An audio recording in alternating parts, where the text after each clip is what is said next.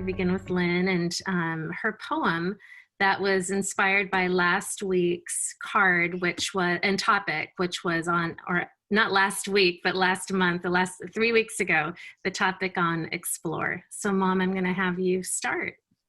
Well, thanks, Christina. Good morning, everyone.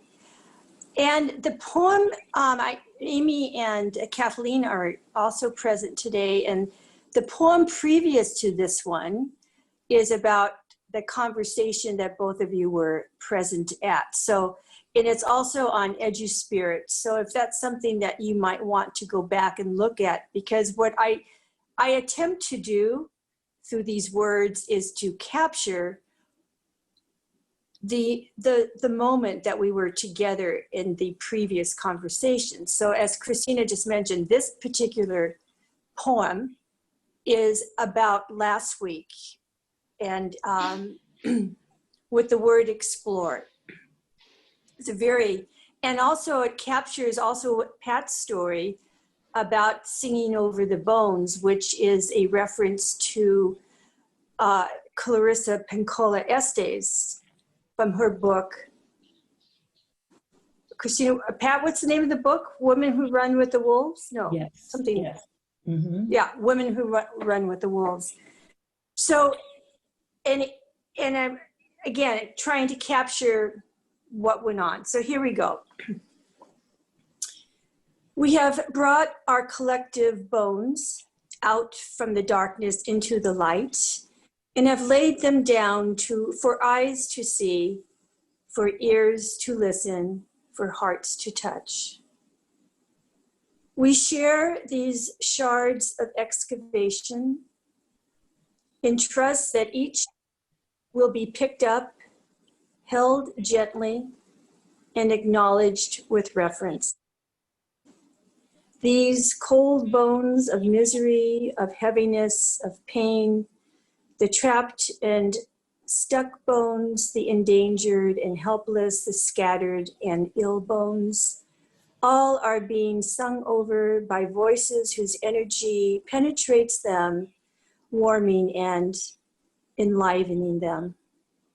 And because we have allowed our fragile bones to be laid out and witnessed, touched and cared for, reassembled, we can begin to care for them too. To be human is to know the darkness and the light, the yin and the yang, the joy and the woe. This is our constant crucible to learn how to exist amid these forces. To sing over the bones, both personal and collective, to be the phoenix rising from the ashes, to explore who we have been, who we are now, and who we will become, to participate in the new Genesis, rebirthing again and again through the power of love.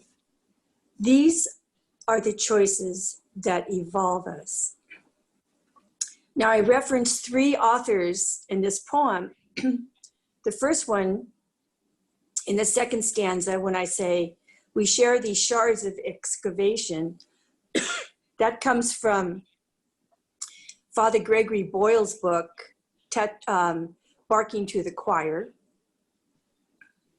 I also reference William Blake's poem, In Auguries of Innocence, with the words joy and woe. Excuse me. And I also reference Pierre Teilhard de Chardin, his word, the new Genesis, which comes from the card that I read last week. Excuse me. This is not the time to do this.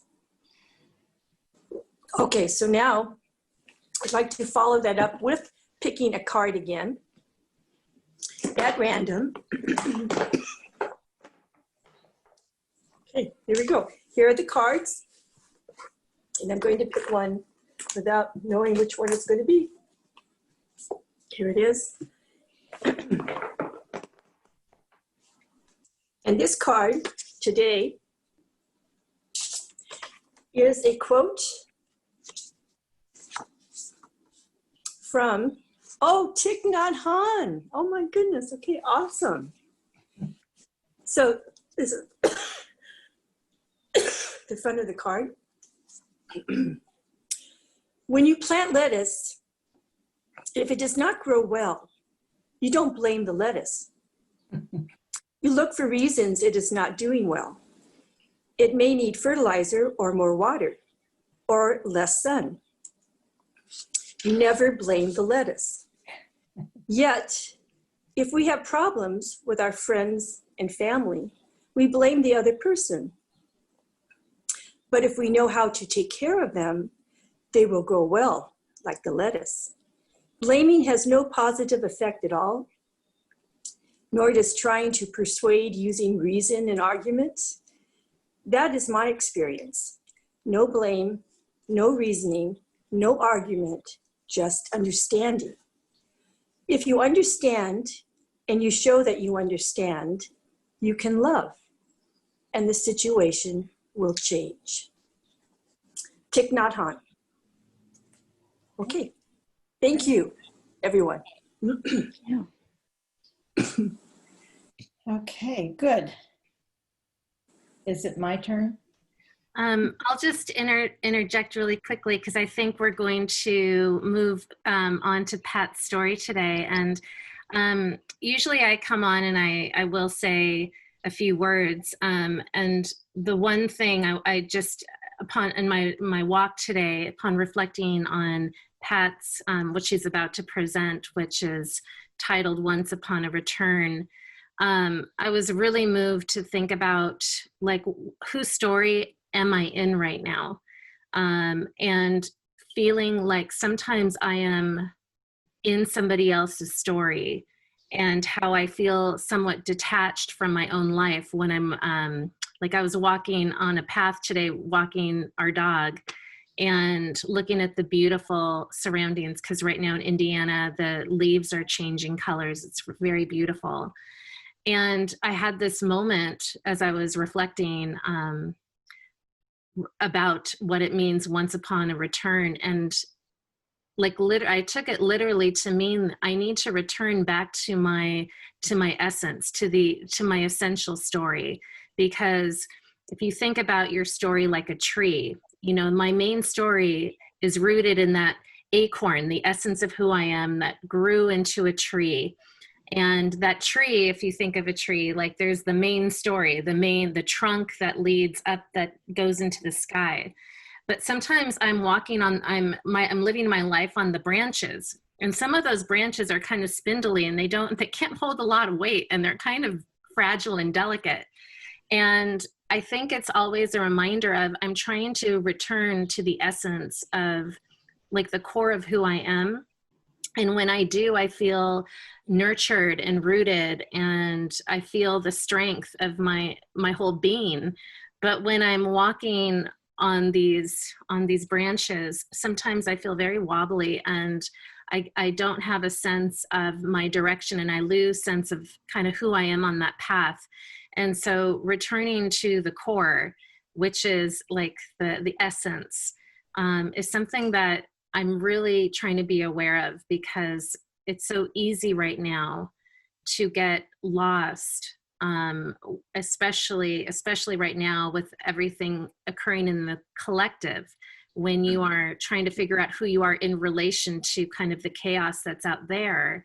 Returning back to what is of essence to me right now is kind of the only way that I'm able to kind of forge forward and take each step at a time.